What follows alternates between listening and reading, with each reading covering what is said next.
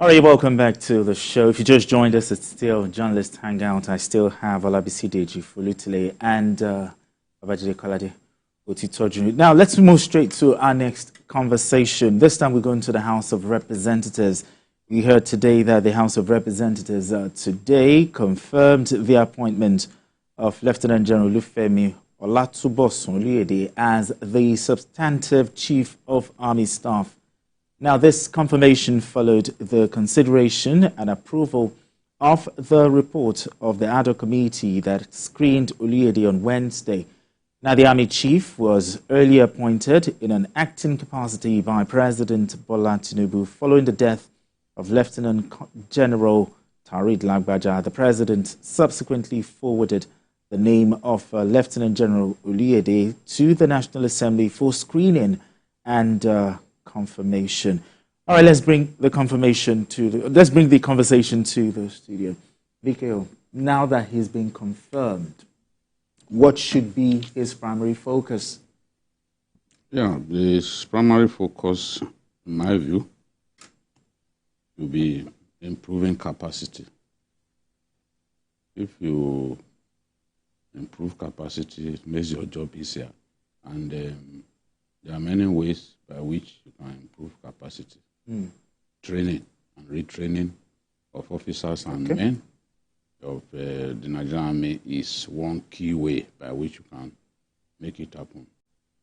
Equipment, acquisition of A-grade equipment is another. And I'm happy that things are a little better for us now in terms of acquiring some of the game-changing weapons that we need to defeat terror, that we need to defeat banditry in our country. Because that, in my view, they constitute the twin biggest security challenge that we face as a country, banditry and terrorism. We have almost matched the two. We literally see the two as the same thing. But it is wrong. It is wrong. Terrorism is not the same thing as banditry, and it will never be the same thing. No matter what we say, the Bello Trujis of this world are bandits. They are doing it for the money. Terrorists do it not for money. Just as an ideology. Ideology. You can see what Hamas is doing. Hamas, Hezbollah, they are not doing it for money. Committed to the destruction of the state of Israel. They are not doing it to make money. That's Hamas and Hezbollah. Their interest is very clear.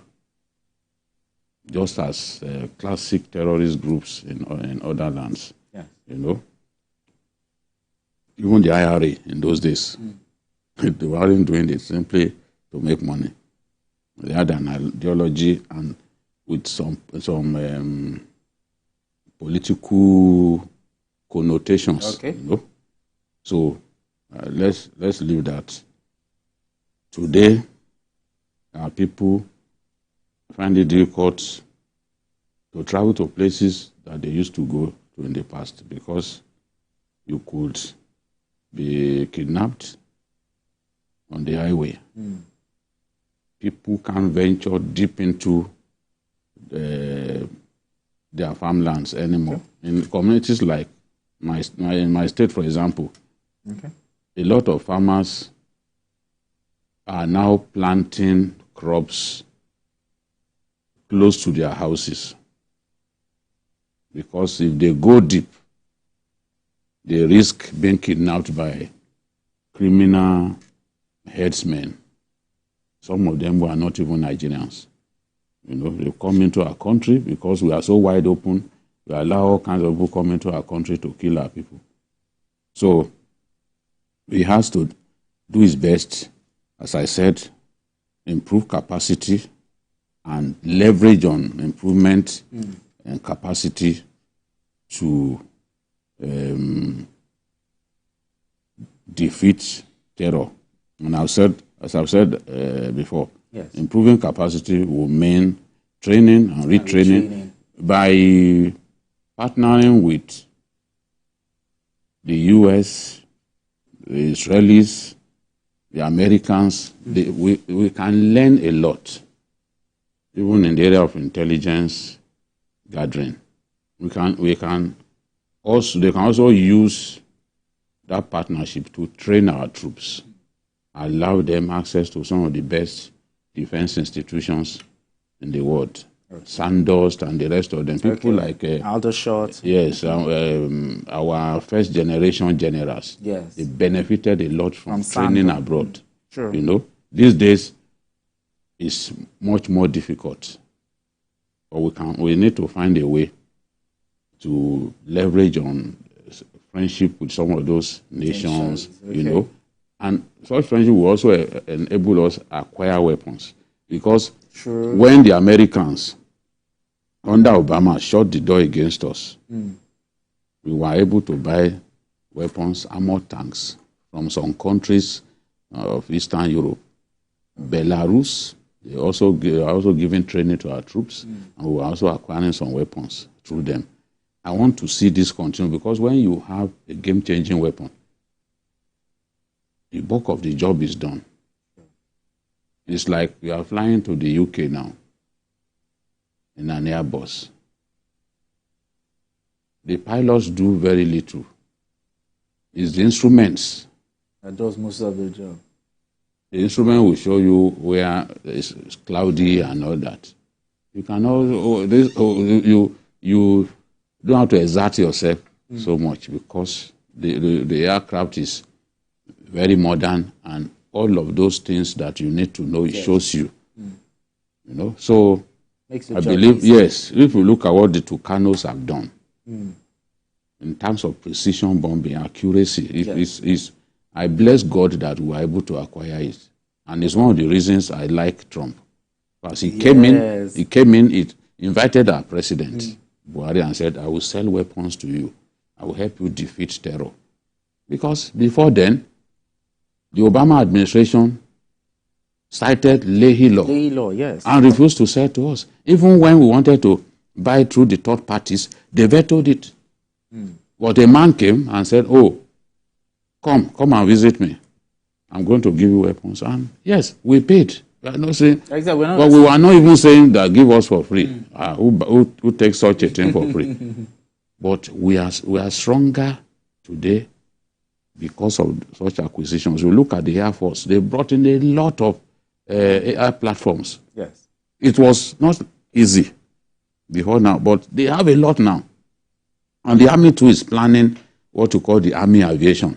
Maybe under Oluyede, they will be able to take that a notch higher, because the U.S. Army has its aviation wing. The U.S. Navy has its aviation wing. Okay. In fact, there are some weapons, some aircraft that is used exclusively by the U.S. Navy. Okay. You know, so this we need to grow, and I want to see Oluyede's plan, for example. I want to see, because every commander has his own focus. Sure. The current chief of defense staff, he made a mark in Maiduguri. Under him, we started seeing a lot of surrendering. Surrendering of Boko Haram? Yes. And before he left, so many of them had surrendered, and it continued, helping us to weaken the enemy. It's only the Abanawi faction in the Lake Chad region. Yes, because their own area is small. Okay. So the route of escape is narrow. Okay. So at that end, it's been difficult for those people to come and surrender and submit their weapons, because the area is narrow and the commanders are constantly watching. But with the Shekau faction having such a large area to itself, they cannot monitor all of their fighters. So it's a good thing. Now we have a substantive chief of army. What will you advise to fill the shoes of the late General Taori Lagbaja, or carve a niche for himself? No, I don't think it's about fitting any shoes. It's about just securing Nigeria. You get it? I think what Nigerians are interested in is better security, improved security, and whatever means and whichever way is going to do that, the outcome, the result, is really what we are interested in. We want to travel from Abuja to Kaduna without any form of fear. You want to travel across different kinds of roads in Nigeria without any fear of kidnap, any fear of banditry or terrorism.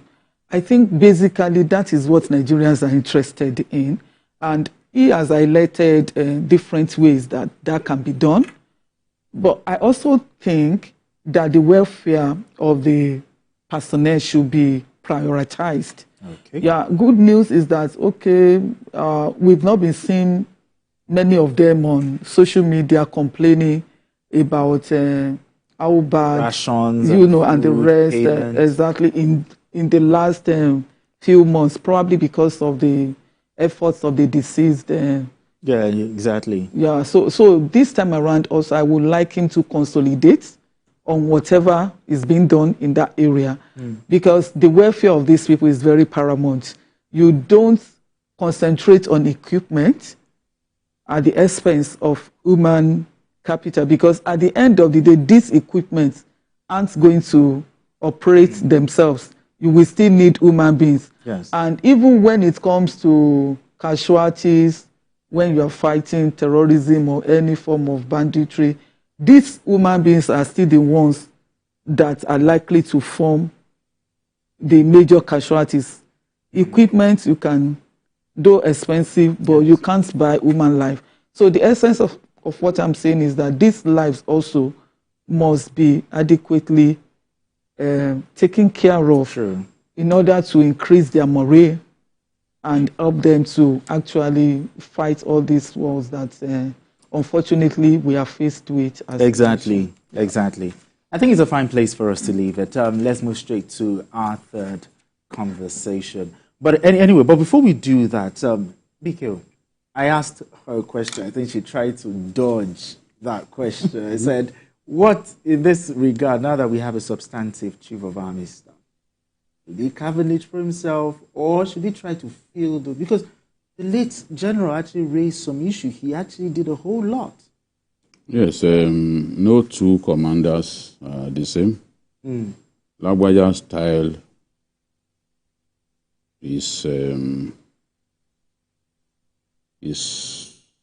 was unusual. Many commanders won't join you on the battlefield. Okay. It's not even what they are told to do. Once you get to a level, you don't have to be physically present on the battlefield. You should focus more on tactics and methods that will deliver victory. But Lagbaja was always leading from the front, and there are not many people like that. And we can come with big consequences, because remember the Nigerian general who was killed in Adamawa State, the thick of battle, because he opted, So Lagbaja was different. Lagbaja was special. I don't think we'll ever see a general like that in terms of his dedication, in terms of his hands-on attitude. But it doesn't mean that those whose style was different to his style were not so good generals. Swashkop did not have to go directly to the war front, and he delivered victory in the Gulf War. So who was Swashkop? Swashkop was the commander of the Allied forces that liberated Kuwait. Okay. Yes, in the 90s. He was an American general. He didn't have to physically be on the battlefield, but he came up with the right strategies, that delivered victory. The Iraqi troops thought that they would attempt to take Kuwait through amphibious landing. but they attacked from different angles. They didn't rely on amphibious landing. Came in through southern Iraq, came in through Basra, came in through different places, and they achieved victory. The enemy had massed a lot of their troops at the Kuwaiti coast, believing that the best strategy that the American-led forces would use was the amphibious landing. But they were mistaken, because that was not the main strategy. The main strategy was to attack in a multi-pronged manner, and they still praise him for the kind of battle strategy that he came up with. So generals have different methods. But I believe that Oluyede is very much prepared. Anybody who has served in the Northeast at commander level, he was Sector 2 commander in the Northeast, and that prepares you sufficiently. He's been platoon commander, he's been adjutant 65 battalion, he's been company commander 177 Gas Brigade, he's been commandant amphibious training school.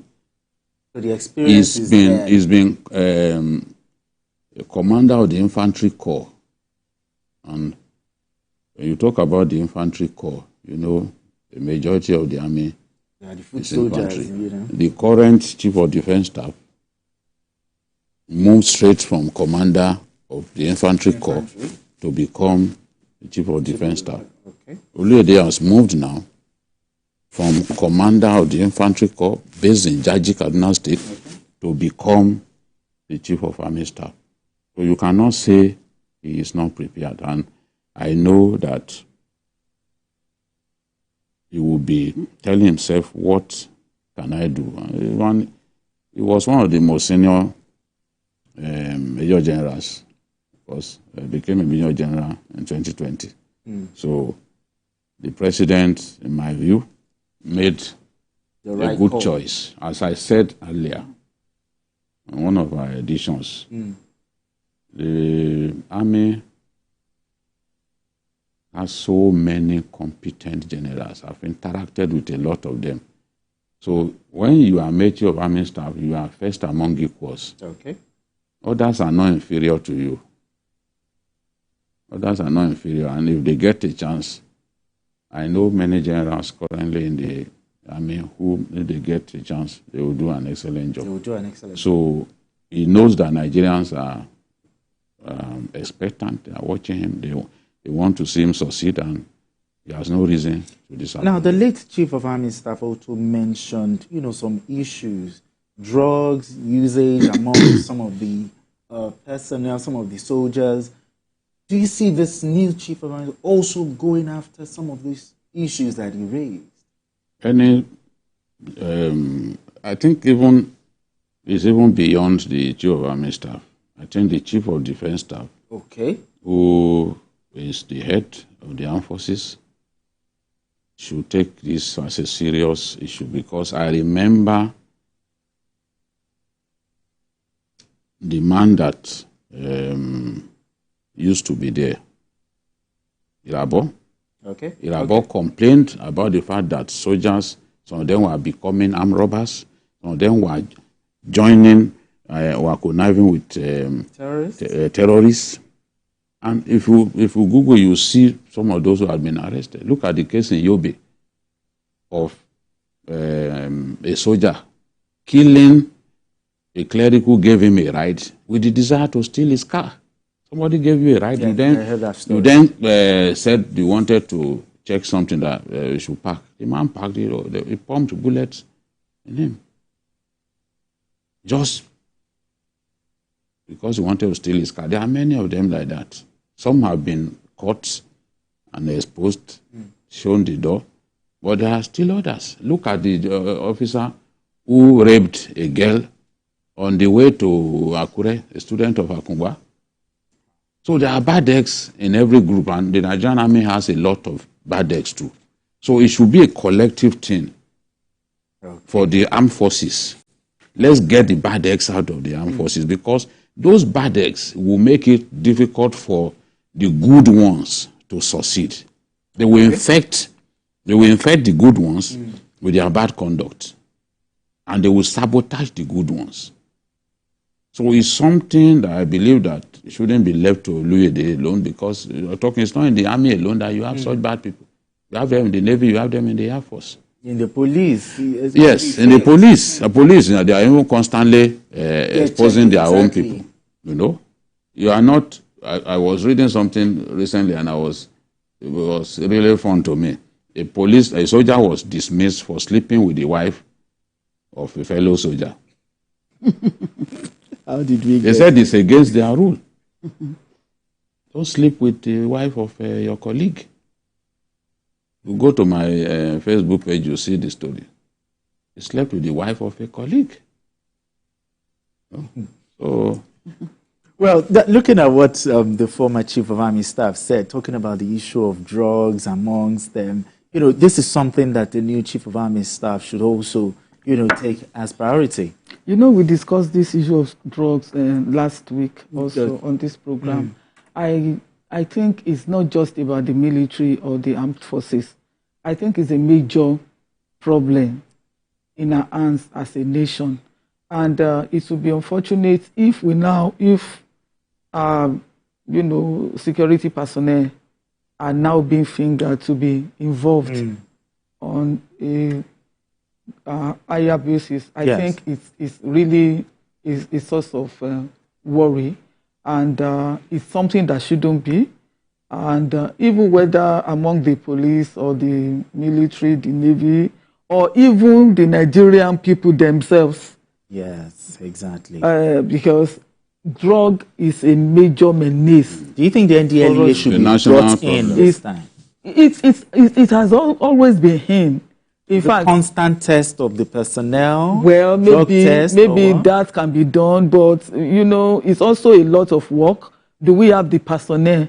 Does NDLEA have the personnel to cover such grant? Maybe so. It's not that straightforward, except if we imbue that into the system and we ensure that even the armed forces themselves are the ones that will be performing that function from time to time. To succeed, you must start from the top. There are generals who are smokers. So how do you know? There are people at the highest level of government. Drug use is common. You think many people are drug use is common, yes. You see people who had been using marijuana, for example, since they were in school. They become senators, they become House of Reps members, they become big people, billionaires. They still do it. I told you I was driving past Femi Shrine the other day, and the boys they ran towards my car. They wanted. Meanwhile, that's why the fact that they put a major signboard there that we don't do drugs here. Yes.